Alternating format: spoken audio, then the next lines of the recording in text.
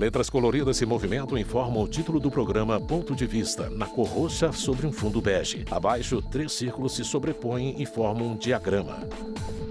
Olá! Nossa convidada deste ponto de vista costuma dizer que os povos indígenas são doutores em meio ambiente. E para fortalecer esse papel, a coordenadora do Departamento de Gestão Territorial e Ambiental do Conselho Indígena de Roraima promove desde 2008 curso de formação continuada para agentes territoriais e ambientais indígenas. Esse diálogo entre a tradição e o conhecimento técnico também foi abordado em sua tese de mestrado, defendida na Universidade de Brasília. Isso é só parte da história de Cineia do Vale, líder indígena da etnia Wapixana, das terras indígenas Raposa Terra do Sol e Serra da Lua, coordenadora do Comitê Indígena de Mudanças Climáticas e enviada especial dos povos indígenas à COP30. À esquerda do estúdio, a apresentadora Vânia Alves e à direita, a convidada. Cineia, o que significa dizer que os povos indígenas são doutores em meio ambiente? Significa dizer que eu venho de um trabalho do chão das comunidades. Então, esse trabalho do chão das comunidades é trabalhar na vivência, no conhecimento científico dos povos indígenas. Por isso que eu digo que eles são cientistas indígenas. E essa trajetória de trabalhar nas bases e ter todo esse conhecimento, ela vem trazendo subsídio para a gente vir para um âmbito nacional e o âmbito internacional, aonde nós chegamos até o Caucus Indígena, que é o grande fórum de mudança climática de povos indígenas na UNFCCC, na Convenção do Clima. Então, é um trabalho que a gente vem fazendo de base. Por isso que eu digo que todo esse trabalho que é construído a partir do Conselho Indígena de Roraima, das bases do Conselho Indígena de Roraima, tem feito uma diferença imensa nessa trajetória de dizer que os povos indígenas, eles são cientistas indígenas, são doutores na questão do meio ambiente. Povos indígenas. Como eu disse, na sua tese de mestrado você abordou esse tema, né? Esse encontro entre os saberes indígenas e o discurso técnico da ciência do clima. Eu queria saber como é que foi construída essa ponte, em que medida as políticas públicas respeitam o conhecimento tradicional. Cineia do Vale, enviada especial dos povos indígenas para a COP30. Os povos indígenas, eles estão buscando trazer suas vozes nesses espaços, justamente para a gente trazer a ciência indígena com a ciência da academia. E essa trajetória eu fiz no momento em que, em Roraima, a gente construía os planos de enfrentamento às mudanças climáticas ou planos de adaptação indígena, que isso conversa com muitos temas que estão dentro da Convenção do Clima, nas COPs, e é muito importante dizer que a gente tem que aproveitar esses espaços. E quando eu trago essa questão da ciência indígena com a ciência da academia, foi importante dizer porque, ao chegar nesse espaço da plataforma de povos indígenas e comunidades locais dentro da UNFCCC, a gente leva todo esse conhecimento e apresenta um plano de adaptação indígena, e onde é reconhecido o primeiro plano, né, construído por povos indígenas no mundo. Então, a gente junta o conhecimento científico indígena com o conhecimento científico da academia, né? É muito importante dizer que essa trajetória nos abre esse caminho onde a gente apresenta todo esse trabalho que é feito em Roraima. Você é enviada especial dos povos indígenas à COP30. Isso significa que você tem voz? Os votos são os países que dão, né? Quer dizer, eu queria saber como tem sido o espaço dado às lideranças indígenas nas COPs, nessas cúpulas que são de países, né? Sabemos que as COPs ela é uma convenção das partes, já é bem clara, né? Quem são as partes? São os presidentes dos países, os negociadores dos países, mas os povos indígenas têm uma trajetória desde a ECO 92. Eles construíram um caminho para chegar até dentro desses espaços, porque era importante que nós, os povos indígenas, estivéssemos agora, por exemplo, dentro da UNFCCC, como constituísse como o grande fórum de mudança climática dos povos indígenas global. E dentro do Caucus Indígena, como a gente chama esse fórum, a gente tem indígenas, vamos dizer assim, expertos em vários temas, né, em adaptação, mitigação, transição justa, perdas e danos, o tema de mulheres, e todos esses pontos focais, eles acompanham todas as negociações que são feitas pelos países. É bem verdade que nas salas de negociação, quem discute, quem decide, são os negociadores, são os países, mas a gente tem mudado, né, esse formato onde a gente está junto e subsidiando também negociadores do Brasil, por exemplo, principalmente nessa parte de adaptação, na parte que nos diz respeito aos povos indígenas. E é muito importante porque a gente tem 2 espaços. Tem o Caucus Indígena, que o marco foi de 2008, conquistado ali como uma constituinte, e temos a Plataforma de Povos Indígenas e Comunidades Locais, que vem do Acordo de Paris. E são 2 espaços muito interessantes para o engajamento dos povos indígenas e junto discutir o direito dos povos indígenas em vários âmbitos dos temas que são discutidos nas COPs. Quando você fala em Caucus, é um conselho dos povos indígenas do mundo todo, é isso? Exatamente, é um fórum global dos povos indígenas que trata sobre o tema de mudança climática, que está como uma constituinte da UNFCCC. Né? A gente tem, desde 2008, esse lugar conquistado. Existe COP30, povos indígenas. Um conjunto de metas dos povos indígenas ou não? Vocês participam do estabelecimento de metas de cada país?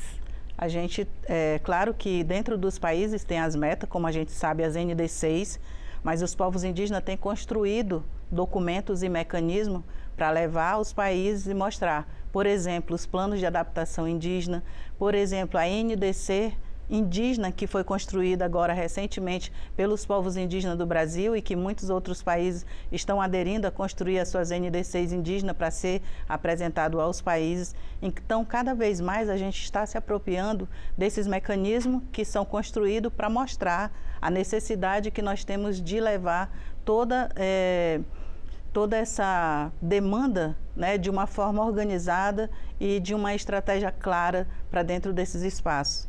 Quando você fala na NDC indígena, quais são os principais pontos que vocês querem levar ou fortalecer? Cineia do Vale, enviada especial dos povos indígenas para a COP30. A gente tem falado de vários pontos, né, em todas as COPs que a gente vai, principalmente essa questão do financiamento direto às organizações indígenas, direto a um mecanismo que foi criado pelos povos indígenas, que é os fundos indígenas, receber esses recursos para que sejam implementados mais rápido as ações que nós temos urgência, porque nós vivemos uma emergência climática. E quando a gente fala da NDC indígena, tem um ponto principal também, que é a governança dos nossos territórios, mas também a demarcação das terras indígenas como política de clima. Então, a gente fala, essa questão do financiamento é um dos pontos centrais. Como é que é hoje? Como é que funciona? Os povos indígenas recebem diretamente o Conselho, você faz parte do Conselho dos Povos Indígenas de Roraima, que é um estado com uma imensa população indígena. Como é que os povos indígenas recebem recursos? A gente, no Conselho Indígena de Roraima, a minha organização ela tem 54 anos. Então, a gente tem trabalhado no estado de Roraima para construir todos os planos de gestão territorial e ambiental. Hoje eles estão construídos e nós estamos no exercício de construir os planos de adaptação indígena. Nós já estamos no 5º plano. E cada vez mais a gente vai construindo os nossos mecanismos, protocolos de consulta, para que a gente possa realmente ter parceiros. Através do Conselho Indígena de Roraima, nós temos parceiro de implementação dessas ferramentas que nós criamos para a gestão dos territórios. Então, nós temos implementado os planos de gestão, temos implementado os planos de adaptação indígena para o bem viver dos povos indígenas em Roraima. Cineia do Vale, enviada especial dos povos indígenas para a COP30. A gente não chegou aonde a gente queria, mas quando a gente olha para a questão das COP e da onde pode sair um financiamento maior, direto para os povos indígenas, e também a gente tem trabalhado para que as políticas públicas elas realmente possam chegar às comunidades indígenas. COP30, povos indígenas. Essa COP traz um novo instrumento, né? O Fundo das Florestas Tropicais. É possível estabelecer dentro desse fundo que vem... Vocês pensam em estabelecer uma porcentagem, uma coisa que vá diretamente para os povos, porque isso fica sendo controlado pelos fundos nacionais, né? Exatamente. A gente entende, né, que as políticas públicas, elas trabalham para que programas sejam implementados, mas quando nós, os povos indígenas, falamos que queremos recursos implementados, né, diretamente nos nossos mecanismos que está sendo construído, o fundo do TFFF, é muito importante dizer que a gente tem na coordenação desse fundo, né, nossas organizações indígenas, como a COIAB e a PIB, junto com a Aliança Global, estão na Secretaria ajudando também desse fundo a pensar metodologia, mecanismo, como vai ser para implementar 20% desse recurso aos povos indígenas, comunidades tradicionais. Então, é muito Cineia do Vale, dizer enviada especial dos povos está sendo indígenas para a COP30. essa metodologia de como vai ser implementado. Quando a gente fala de recursos também, a gente fala dessa questão dos créditos de carbono. A gente vê algumas vezes na mídia, talvez sem a divulgação que seria necessária, de um uso fraudulento da questão dos fundos por pessoas que não têm nada a ver com a floresta, que vendem fundo de carbono de áreas griladas, de áreas muitas vezes protegidas. Como é que vocês trabalham essa questão dos fundos de carbono, Cineia? Então, a gente tem trabalhado, principalmente com a orientação às comunidades, que as comunidades elas possam prestar muita atenção na questão das salvaguardas, do direito dos povos indígenas e olhar qual é o mercado que está sendo implementado, se é um mercado voluntário, se é um mercado regulamentado, como a gente vê que a gente tem aí os redes jurisdicionais e várias outras modalidades do mercado de carbono. E é muito para nós, nesse momento, ter uma atenção à própria lei que já foi aprovada e agora, neste momento, estão trabalhando na regulamentação dessa lei e é muito importante que nós, os povos indígenas, na regulamentação também deixamos ali todas as nossas demandas que nós gostaríamos de entender, principalmente a tradução dessa lei para nós, como é que isso vai funcionar. É preocupante porque a gente precisa levar a informação até a última comunidade, para que elas possam ter ciência de que o mercado de carbono ele tem vários mecanismos e tem várias versões. Mercado de carbono voluntário, mercado de carbono que compra os créditos de carbono. E nesse sistema todo a gente precisa trabalhar muito nessa questão das salvaguardas. Como é que isso está chegando para nós e como está sendo resguardado o direito dos povos indígenas.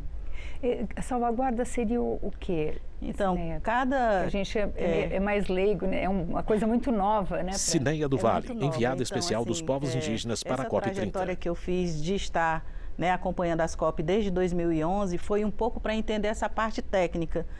Como é que eu entendo esse mercado de carbono que está lá no Acordo de Paris, por exemplo, no artigo 6, e que a gente tem acompanhado toda essa discussão na COP para entrar o direito dos povos indígenas, lá no 6.4, 6.8, é um trabalho que a gente tem feito com os povos indígenas globalmente falando.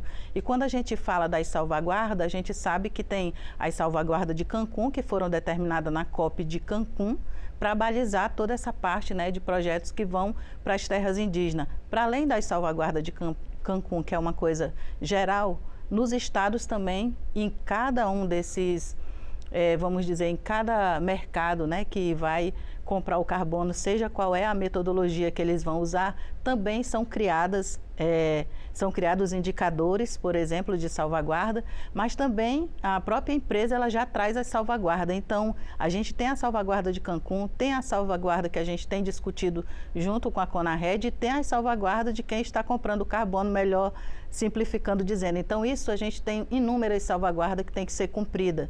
O que nós temos que fazer é monitorar essas salvaguardas para saber realmente se ela está sendo cumprida e se o direito dos povos indígenas estão sendo resguardados. Você citou a questão do território, inclusive nessa questão dos créditos de carbono, da proteção dos territórios indígenas é fundamental. Quais são hoje os maiores desafios na proteção dos territórios indígenas no Brasil? Cineia do Vale, enviada especial dos povos indígenas para a COP30. Seja nessa questão de garimpo ilegal, seja na questão do desmatamento e também tem inúmeras questões que a gente tem que monitorar, porque hoje a gente precisa que os órgãos públicos eles realmente tenham contingente para monitorar todas as terras indígenas. Mas a gente sabe que hoje ainda é pouco esse contingente e o que nós temos feito. E aí eu vou lá para Roraima, que nós temos trabalhado formando atores para fazer a gestão do território, porque nós precisamos proteger as terras indígenas. Então, o que a gente tem feito? Formado o agente territorial ambiental indígena, formado os operadores de direito, formado os brigadistas para nos ajudar principalmente na questão de secas e formados também os GPVIT, que são os nossos... a gente chama seguranças indígenas, segurança e que monitora o território, Ali o monitoramento em conjunto com esses outros atores. A gente tem feito esse trabalho e tem formado esses atores para a gestão do território, para que a gente possa ter um monitoramento.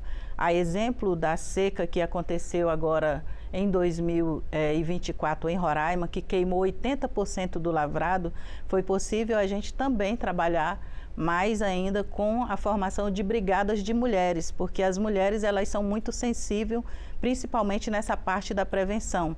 E aí, lá na minha organização, montamos uma sala de situação. O que é uma sala de situação? É um lugar onde a gente vai monitorar, por exemplo, através de satélites e também com um programa que nós temos chamado Pantera, que a gente monitora os focos de incêndio. E isso nos dá uma tranquilidade de direcionar as brigadas, onde é que estão os incêndios, como elas devem agir. E para isso a gente juntou o conhecimento tradicional que eles têm do território com a questão tecnológica, né? E nessas bases das nossas brigadas a gente fez uma parceria com o povo da floresta e a gente tem as Starlink que também nos ajuda para direcionar os brigadistas justamente para o combate. Então, para a gente é muito importante que a gente possa trabalhar esses dois lados, né? Da proteção do território com pessoas formadas, mas que já são doutores no território, porque eles conhecem todo o território, têm uma sabedoria imensa para fazer todo esse controle territorial. COP30, povos indígenas. Em que medida, você citou a seca, né? A seca, a questão das queimadas. Em que medida hoje as mudanças climáticas já estão afetando a vida dos povos indígenas no Brasil? Cineia do Vale, enviada especial dos povos indígenas para a COP30. Vamos falar globalmente falando, né? As mudanças climáticas elas têm tido um impacto muito violento, muito severo, principalmente as populações indígenas, né, as comunidades tradicionais, aos ribeirinhos. Isso já é sentido. Quando em Roraima a gente começa a fazer os planos de adaptação indígena, a gente começa a fazer olhando para trás ao longo de 20 anos. E o que sai nesses planos é uma percepção, por exemplo, que as águas aqueceram, que os peixes regionais estão sumindo, né? Então isso a gente já tem previsto dentro desses estudos que são feitos pelos agentes territorial ambiental. Em Roraima nós somos pioneiros nisso. E aí quando a gente volta para a questão científica, a gente vê, por exemplo, que nos últimos 3 anos as altas temperaturas elas têm feito uma reviravolta na vida dos povos indígenas, das comunidades locais, dos ribeirinhos. Por quê? Porque a gente não sabe mais o tempo de plantar.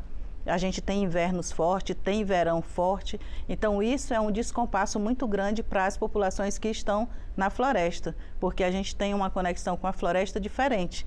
E é muito importante dizer que esses impactos nesses últimos 3 anos têm deixado comunidades, por exemplo, muito preocupantes que não se refizeram da última seca que aconteceu há 3 anos atrás. Por isso é tão importante, né, o momento que nós estamos nesses espaços de COP, discutindo sobre o clima, o recurso de perdas e danos, porque nós precisamos de recurso rápido, onde a gente possa ir até a comunidade e dizer se toda a semente ela se acabou por conta de uma seca severa, a gente pode realmente comprar uma nova semente e que seja uma semente tradicional para que eles possam replantar. Então, quando a gente fala desse tema de perdas e danos para nós, os povos indígenas, é ter uma resposta rápida àquilo que a gente está tendo como um impacto das mudanças climáticas. Esse recurso de perdas e danos seria como um seguro-safra, uma coisa assim? Grosso modo, é um recurso público que teria que vir, deveria ser criado. Deveria ser um recurso público, porque... Cineia do Vale, enviada especial dos povos indígenas para a COP30. Se não me falha a memória, foi em Sharm el Sheikh, na COP de Sharm el Sheikh, que foi lançado esse recurso de perdas e danos. E a gente sabe que os países estão trabalhando para que esse recurso, né, aumente. E um dos indicadores no Brasil, por exemplo, foi o Rio Grande do Sul, com esse impacto que teve, né? Toda essa catástrofe que foi impactante para o mundo todo. E a gente olha agora para o Brasil, olhando para essa questão de como a gente acessa esse recurso de perdas e danos. Mas, em relação à Amazônia, por exemplo, a gente... indicadores que nós estamos trabalhando, que há 3 anos a gente sofre esses impactos, que se a gente colocasse os indicadores, é tão quanto importante assim, dizer o tamanho do impacto como Rio Grande do Sul, porque tem escalas de seca que as comunidades ainda não se refizeram de 3 anos para cá. É importante a gente trazer isso. E nós trabalhamos com os nossos indicadores naturais, né? De seca, de cheia, como por exemplo em um desses planos de adaptação indígena, a gente tem a folha da aninga, que mede a seca e a cheia de igarapé. Então, é muito importante trazer os indicadores naturais também nesse espaço onde a gente discute sobre esse tema do impacto das mudanças climáticas. Sinéia, como é que você vê a relação entre a degradação ambiental, sobretudo que a gente está começando a viver na Amazônia, e a violação dos direitos dos povos originários? COP30, povos indígenas. Isso como uma questão fundamental para ser olhada, né, nesse espaço que nós estamos aí dizendo que as terras indígenas elas são importantes de ser demarcadas para que a gente também tenha uma barreira para a questão, né, do desmatamento, para a questão das queimadas. E quando esses direitos são violados, mais atinge os povos indígenas, mais a gente pode saber que o resultado disso atinge globalmente o planeta e as pessoas que não são indígenas. Então, muitas vezes as pessoas até têm uma animosidade de dizer, olha, terras indígenas, né? Para que tantas terras demarcadas? Mas, se a gente for olhar a quantidade de terras demarcadas que nós temos hoje, é o que segura muito, por exemplo, essa questão das chuvas, né? Porque a gente precisa olhar para isso. As florestas em pé, elas fazem com que as chuvas sejam reguladas. Se a gente tirar todas essas florestas, a gente não vai ter essa chuva regulada. Mesmo que nós sabemos que as mudanças climáticas globais nos afetam diretamente. Mas a gente está discutindo isso para que também a gente não possa chegar num ponto de não retorno, né? Porque se a gente chegar nesse ponto de desertificação da Amazônia, por exemplo, é muito importante dizer que não só os povos indígenas vão sofrer, mas como a população em geral e até outros países. Eu acho que você já começou a dar essa resposta. Eu queria saber mais amplamente quais as soluções que vocês propõem para o combate ao aquecimento global. Sinéia do Vale, Então, enviada especial gente, dos né, povos com a indígenas para a sabedoria COP30. indígena, nós somos parte dessa solução. A gente tem feito esse trabalho com o conhecimento científico indígena em manutenção às florestas, mas é muito importante que os países também eles cumpram os seus acordos, as suas NDCs e criam políticas públicas para reduzir as emissões. Porque se a gente não tiver isso, né, de uma forma que mais rápido seja freada as emissões, a gente corre o risco de passar de 1,5 grau e aí a gente não tem o poder de diminuir a temperatura se a gente não tiver um acordo global. Sinéia, você tem a posição de liderança entre os povos indígenas, tem o fato de que foi indicada pela própria presidente da COP para ser a representante dos povos indígenas, mas fora a COP, qual é o papel, como é que as lideranças indígenas se organizam para influenciar as políticas locais, né? A gente tem o resto do ano, né? O resto dos anos, como é que vocês atuam, como é que é essa organização? Então, a gente sempre, na minha organização, há 54 anos, a gente vem lutando pelo direito dos povos indígenas. E quando a gente fala de direito, a gente fala do direito ao território, do direito à saúde, do direito à educação diferenciada aos povos indígenas. Porque a gente está agora, nesse momento, né, fala desses temas de COP, porque a COP vai ser no Brasil. Já já a COP30 vai passar, vai para a Austrália ou vai para a Turquia. A gente sabe que as COPs, elas vão seguir. Mas o certo é que os povos indígenas sempre teve um papel muito importante com as organizações indígenas no Brasil, que aí a minha é de base, que é o Conselho Indígena de Roraima, mas tem uma COIAB, que é macro na Amazônia, a PIB, que é macro no Brasil, que faz todo esse trabalho, né, de incidência para a garantia dos territórios indígenas, do direito à terra, do direito à educação, do direito à saúde, direito ao bem viver dos povos indígenas. Sinéia do Vale, enviada especial dos povos indígenas para a COP30. Toda essa luta e todo esse trabalho que a gente tem feito ao longo desses anos, né? É uma parte que agora a gente está voltada à questão da COP, é uma questão importante, a questão do clima, e a gente tem trabalhado justamente para que a gente possa ter a governança dos nossos territórios, mas trabalhar na frente da implementação, principalmente também das políticas públicas. Eu perguntei para vocês o que vocês estão levando para a COP, mas o que você gostaria de que ficasse para a gente dessa COP? Assim, de uma forma, o que é mais essencial que se defina nessa COP? Bom, eu tenho vários temas, né, que eu venho acompanhando as COP. Então, para mim, se eu quisesse hoje dizer para vocês, olha, eu gostaria que saísse, porque para mim é interessante que no documento final da COP, por exemplo, saia no documento dizendo que as terras indígenas têm que ser demarcadas né, para a política de clima. Isso é uma questão muito importante que eu gostaria que saísse num documento final da COP. O outro é essa questão do financiamento direto, né, que realmente a gente pudesse ser, ali no final do documento da COP, ter financiamento direto aos mecanismos que os povos indígenas têm construído, como os fundos, né, os fundos indígenas que estão sendo construídos. Por exemplo, na minha organização a gente tem o Fundo Urutu, mas sabemos que na Amazônia tem o Fundo Pudali e vários outros fundos que estão sendo construídos, porque a gente precisa de uma implementação rápida às comunidades indígenas para a manutenção dos ecossistemas e da biodiversidade. E com relação ao aquecimento global, você tem esperanças que o mundo não ultrapasse essa meta? Eu tenho essa esperança, né? Eu tenho a esperança desde que os presidentes, né, dos países, juntamente com todos os negociadores, eles possam assumir toda essa parte de acordos, mas que eles sejam cumpridos, né? A gente precisa cumprir os acordos para que a gente possa ter uma redução das emissões. Se a gente não tiver esses acordos cumpridos, a gente também aqui, quanto povos indígenas no mundo, podemos fazer a nossa parte, né? Mas se não tiver essa outra parte feita, a gente não tem uma redução. Então é até um apelo, né, a falar globalmente dizendo, olha, vamos cumprir os nossos acordos, criar políticas públicas claras, onde a gente possa reduzir as emissões. Muito obrigada, Cineia. Nós conversamos com a líder indígena, enviada especial dos povos indígenas à COP30, Cineia do Vale.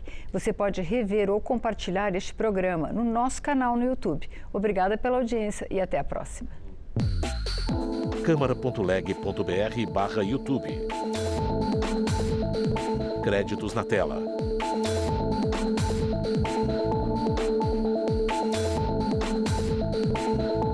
Logo da Câmara dos Deputados.